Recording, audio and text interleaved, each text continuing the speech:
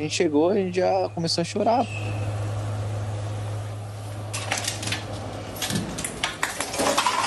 Porque, sabe, a gente tem momentos de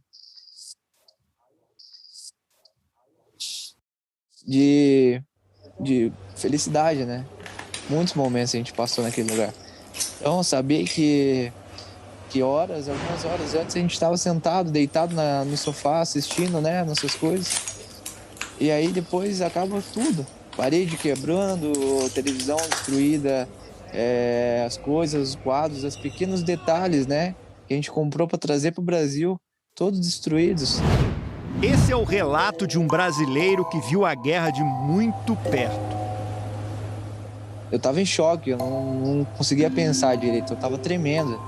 Quando eu saí, a primeira impressão que eu tive na hora que eu abri o bunker, a porta do bunker, eu vi tudo queimando, né? A gente escuta a sirene tocar, a gente escuta o barulho que a gente sentiu quando caiu o míssil, né, no nosso apartamento. O meia Igor Vidal poderia ser mais um personagem do nosso GE pelo Mundo, aquele cara que saiu muito cedo de casa para jogar bola. Eu joguei aqui na Europa e no Porto de Portugal, tive alguns problemas com visto e tal. Voltei pro Brasil, joguei um ano no Santos, ainda no Sub-13, Sub-14 por aí. Mas a maioria dos anos que eu joguei foi no Paraná Clube e no Londrina também. Mas no profissional nunca cheguei a jogar no Brasil, né? Uhum. Então eu fui diretamente pra Grécia, onde eu joguei 3 anos a Super League lá da Grécia. E aí então fui jogar no Žalgiris da Lituânia. E aí eu fui pra Israel, né? Mas a história dele no Hapoel Petah Tikva de Israel quase terminou numa tragédia familiar.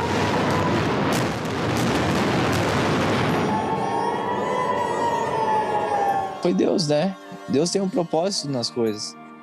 Poderia ter caído em qualquer lugar, mas caiu na casa de um brasileiro, que não tinha nada a ver com isso. O que caiu e destruiu a casa dele foi um míssil lançado pelo Hamas contra Israel.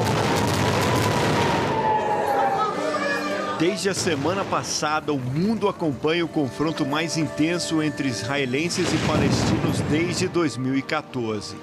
Mais de 200 pessoas já morreram. Foi o segundo dia, né, que mandaram os foguetes para lá. Então, o Dome de Ferro, né, o sistema de interceptação lá de Israel, estava estourando todos os mísseis que eles estavam mandando. Então, eram poucos que caíam assim no meio da cidade e tal. Então a gente estava tranquilo. Claro que a primeira vez que soou a sirene, a gente ficou bem nervoso, né? Porque é tudo novo para nós, né? A gente é brasileiro, a gente não é dessa guerra. Mas na segunda noite começou a ficar mais tenso. Igor e a mulher, grávida de 6 meses, escaparam com vida porque tinham no apartamento um quarto com uma estrutura reforçada para explosões, como as causadas por um míssil. Quando as sirenes alertaram que a cidade estava sob ataque, eles se esconderam lá. Agora está com chance de vir míssil de novo. Eu fecho, essa janela é muito grossa e pesada, de aço. Quando você entra no quarto, você não percebe que tu tá num quarto blindado, né? Dá pra ver a janela, ela é reforçada, ela tem uma janela normal de vidro, só que por fora da janela tem uma outra janela que você fecha que ela é de aço, não tenho certeza do que é. E que ela fecha e a porta também é super pesada. Ao sair do abrigo, o cenário era de terror. O apartamento da frente estava completamente destruído. Eu lembro que eu falava com os bombeiros, falava, por favor, tem gente lá dentro, eu escutava gritos de pessoas. Então, eu via queimando os carros lá, foram completamente destruídos. Igor e a mulher passaram a noite no hospital.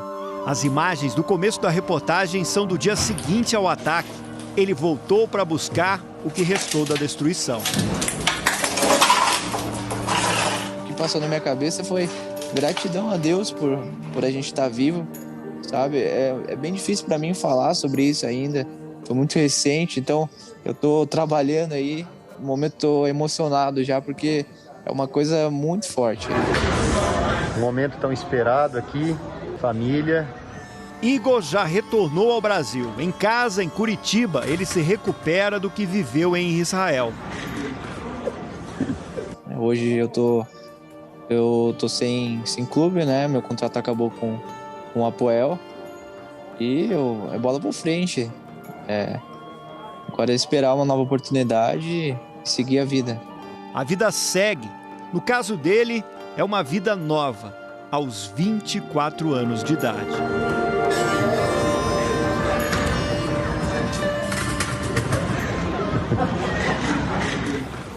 Boa tarde, começando o Globo Esporte com essa história impressionante do Igor, né? Com tantas mazelas no mundo, essa disputa na faixa de Gaza é uma das mais antigas e tristes. Vamos tentar mudar um pouco de assunto, quebrar o clima aqui, porque a gente está indo agora para o CT do Corinthians. Lá está o Marco Aurélio Souza, que vai trazer novidades ou notícias sobre o novo treinador do Timão. Temos novidades, Marco? Está mais perto? O técnico ainda está aberto? Boa tarde, Felipe. Boa tarde para o amigo ligado aí do nosso Globo Esporte. Existe o preferido, existe aquele namoro, né? Mas é o seguinte, até ele aceitar o namoro, aí vai uma grande diferença.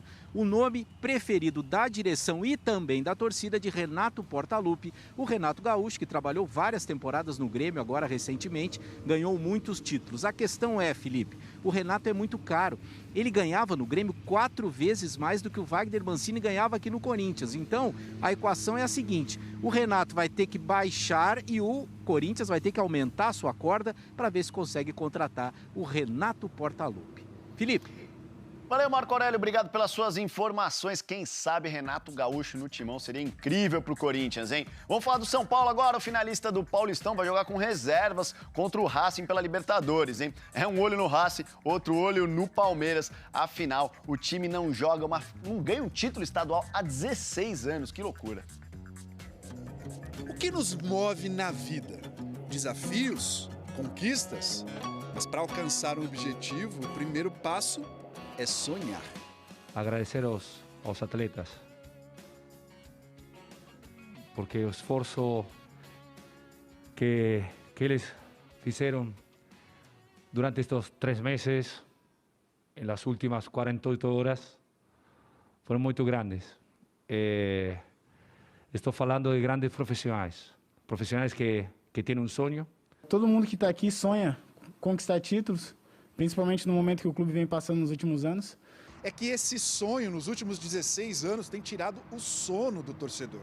A realidade tem sido complicada. O São Paulo foi vice-campeão 2 vezes nesse período, em 2006 e em 2019. Mas o que o time tem agora de diferente para concretizar esse sonho coletivo?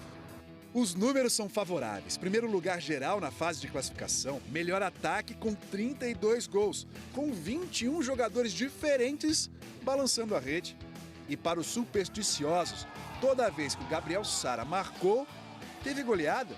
4-0 na Inter de Limeira, 4-0 no Santos, 4-2 contra a Ferroviária e na Semi, 4-0 no Mirassol. Das goleadas eu nem tinha me ligado, mas se for assim, se continuar assim, tá ótimo pra mim, né? Para completar os motivos para continuar sonhando, tem a boa relação do técnico Hernan Crespo com o elenco. Golaço! E tem Daniel Alves, que se recupera de lesão e deve jogar a final do Paulista. O camisa 10 é o maior vencedor da história do futebol mundial, campeão 42 vezes. Venceu em praticamente todos os times em que jogou. Só tá faltando um com São Paulo. E se tem alguém que sabe realizar sonhos, é o Daniel Alves. Mas tudo isso com os pés no chão, sem atropelar objetivos, porque antes da final do Paulista tem o sonho do Tetra na Libertadores. Sem titulares, o São Paulo vai receber o Racing hoje à noite no Morumbi, valendo a classificação antecipada para as oitavas de final. Não tenho tempo hoje de pensar a Palmeiras. Devo pensar a Racing e a Copa Libertadores. Devemos todos pensar a Racing e a Copa Libertadores. Vamos fazer. Isso, é tempo de fazer. E basta. Vamos. Sabe que dia é hoje, né? Today is Taco Tuesday! Aí, Lebrão, na moral, nem começa começa com essa historinha que hoje a gente não tem tempo para brincar, nem para almoçar. Depois de 72 jogos, isso porque foi uma temporada reduzida, estão definidos os playoffs da NBA, o mata-mata do basquete americano. Mas presta bem atenção, porque antes do playoff começar, tem o play-in. Oi? Como é que é? Play-in? Play-in? Você sabe, né? São duas conferências, leste e oeste. No play-in, serão 4 times de cada lado buscando 2 vagas definitivas no playoff. É o 7º, o 8º, o 9º e o 10º colocado brigando para se juntarem aos 6 primeiros de cada conferência. Enfim, é a famosa repescagem. Parece até invenção de dirigente brasileiro, mas não é. Essa regra vai colocar cara a cara 2 velhos conhecidos: LeBron James e Stephen Curry. Eles já se enfrentaram em 4 finais de NBA. O Curry levou 3, papai LeBron só 1. Desta vez, LeBron tá no time favorito, mas vai encarar um Curry apimentado. Quem ganhar vai pro playoff, para pegar os melhores times da temporada regular. Chef Curry e papai LeBron vão ter muito trabalho. A sorte está lançada e o meu pedido de almoço também.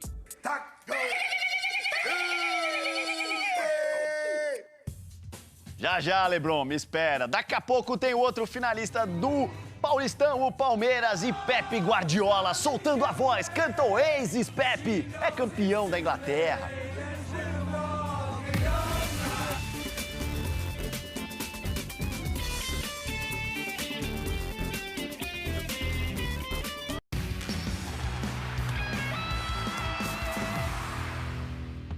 De volta com o Globo Esporte, vocês viram aí no primeiro bloco que o São Paulo joga pela Libertadores, o Palmeiras também. Vocês estão vendo aí, Defensa e Justiça é o desafio do Verdão. O Palmeiras está bem tranquilo na Libertadores, é líder absoluto do seu grupo e está acostumado a decidir. Quem está acostumado também a decidir demais é ele, o Everton, o famoso Weverton, segue fechando o gol do Verdão. Decisão de Paulistão e jogo de Libertadores em mais uma semana corrida para o Palmeiras. Nos últimos 26 dias, o time jogou 12 vezes. E de hoje até domingo, serão mais 3 jogos. Bem apertado, mas nessa hora é o sacrifício, a vontade de estar em campo, ela sempre vai falar mais alto, mas sempre respeitando também a questão fisiológica do corpo. É melhor, às vezes, ficar fora de um jogo do que correr o risco de se machucar e ficar fora muito mais tempo. A estratégia, a maneira de escalar o time em cada jogo, levando em consideração a maratona e a saúde dos atletas, tem sido um dos grandes desafios do Abel Ferreira nessa temporada. Está funcionando bem até aqui. Só que ele já está, de novo, quebrando a cabeça.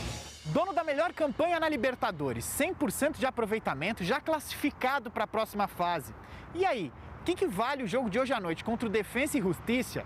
Bem na semana que o Palmeiras tem pela frente 2 jogos decisivos de final de Paulistão. Vale muito, né? A gente sabe o quanto é importante ser líder geral nessa competição. A gente sabe que a final é a final única, é uma final fora, mas não dá a condição também de brigar, decidir na vaga sempre do último jogo em casa até a semifinal.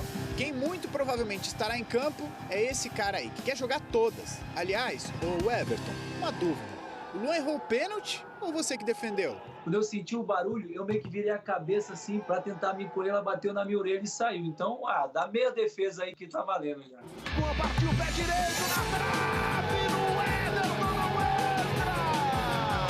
Em grande fase, convocado por Tite para a seleção brasileira, ídolo, esses gigantes do futebol gostam de semanas como essa. Semana de decisão, é semana de grandes jogos e a gente espera que possa ser uma semana feliz pro Palmeiras.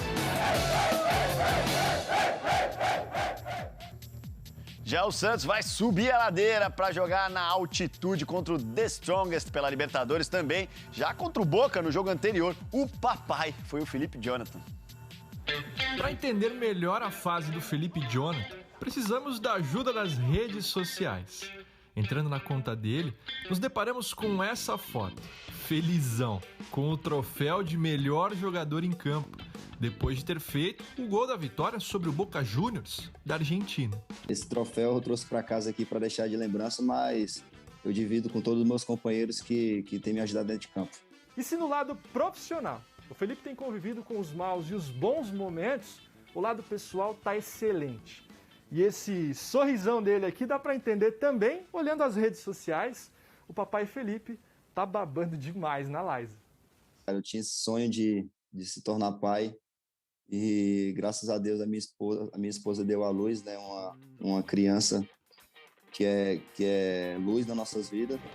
Em um time tão recheado de jovens, mesmo com apenas 23 anos, ele também está virando uma espécie de pai para os meninos da vida. Já me candidato a uns caras mais experientes do grupo. O nosso elenco é bem jovem, né? E a gente que é mais experiente procura abraçar, né? Passar alguns conselhos. Tem momentos também que a gente tem que cobrar, que é normal no futebol. Filhos, companheiros, torcedores, seguidores, todos torcem para que as próximas postagens do Felipe continuem sendo boas, cheias de vitórias, gols e curtidas. Não sai daí, você vai ver Alisson fazendo história já já.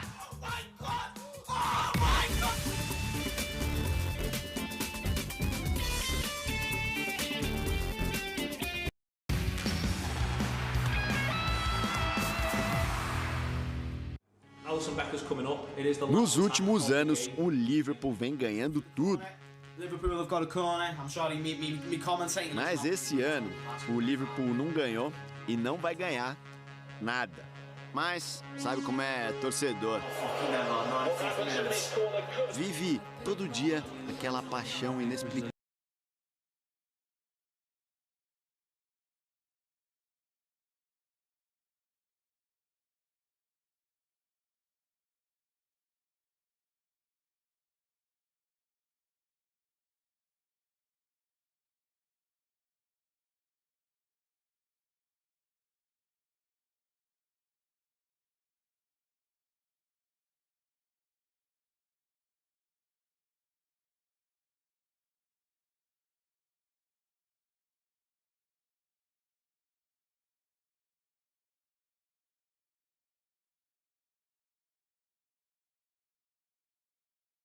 Maravilhosa, engraçado, inteligente, atencioso, intenso às vezes.